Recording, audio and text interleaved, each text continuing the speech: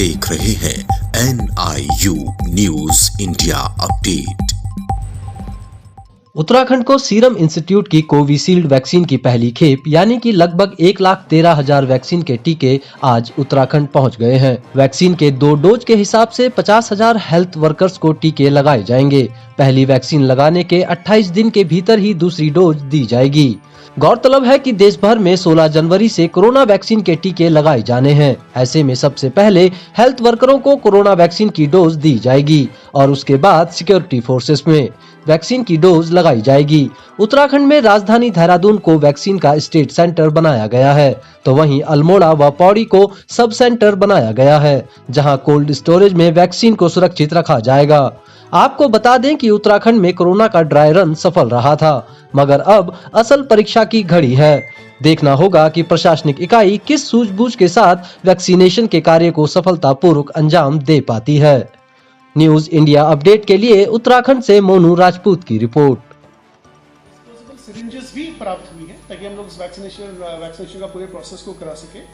साथ ही साथ हमारे जो एक वैक्सीनेशन कार्ड भी मिला है हमें, जो वैक्सीनेशन कार्ड हम जो जिसको वैक्सीन लगाएंगे उस व्यक्ति को वैक्सीनेशन कार्ड दिया जाएगा। अभी आपको थोड़ा सा ये बताना चाहूँगा कि भारत सरकार के द्वारा ये स्पष्ट निर्देश है कि जितना भी वैक्सीन हमें मिली है उसमें 10% हम लोग मोटा 10% मान के चलेंगे कि उसमें वेस्टेज है, और जो बाकी रेस्ट नंबर होगा उसको 2 से डिवाइड करेंगे और उतने फिर बेनिफिशियरी को हम लोग फर्स्ट स्टेज में डोसेस देंगे।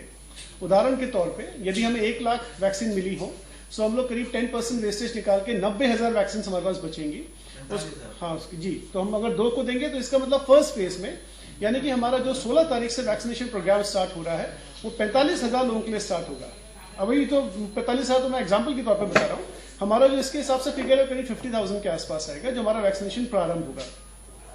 भारत सरकार का बहुत ही क्लियर एक रूल है कि जिस भी पर्सन को वैक्सीनेशन देंगे उसका वैक्सीनेशन कंप्लीट होना चाहिए, यानी कि उसको सेकंड डोसेज अनिवार्य तौर पे 4 हफ्ते बाद लगनी चाहिए। इसीलिए ये प्रोसेस पूरा किया जा रहा है कि ऐसा ना हो कि किसी पर्सन को हम एक वैक्सीन लगा दें और उसको हम सेकेंड वैक्सीन किसी अभाव के कारण ना लगा पाए।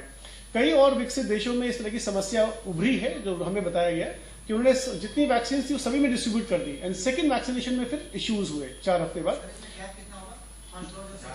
4 वीक्स का गैप होगा, 4 हफ्ते बाद पुनः उस व्यक्ति को। आप देख रहे हैं NIU न्यूज इंडिया अपडेट।